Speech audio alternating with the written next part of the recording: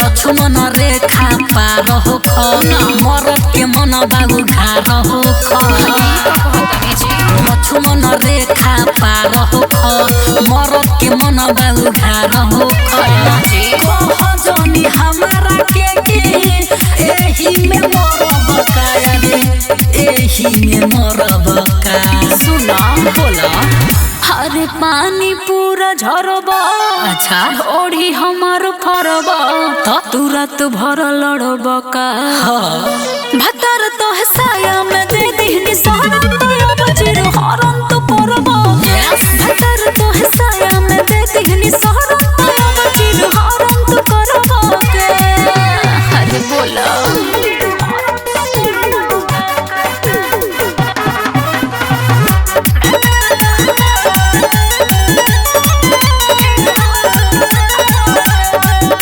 हमारा जवानी में सैया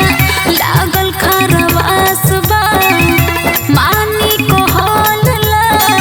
जल के निवास बा पांजा में आवो माजा मारे तो चढ़ल जवानी के कबारे तो तूरो दे बुद्धि अभी लाते कुचरब का रे लाते कुचरब का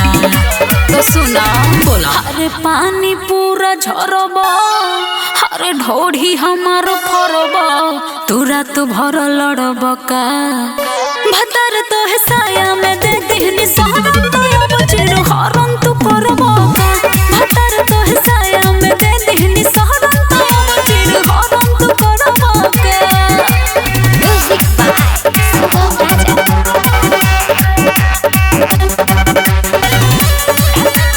रिकॉर्डिंग स्टूडियो दिल्ली राइटर किसानी नवलस मन के मनाई देह सुभरा के जानी जो सुमर चढ़ाई हरे बुझानी जी तुझ चंदर न मानी हो मन भरले माया जी तोहे रानी हो सुगम सुगंधी सब रंजन से टरब का रे नजर से टरब का हरे पानी पूरा झरब तो हरे ढोढ़ी हमार फरब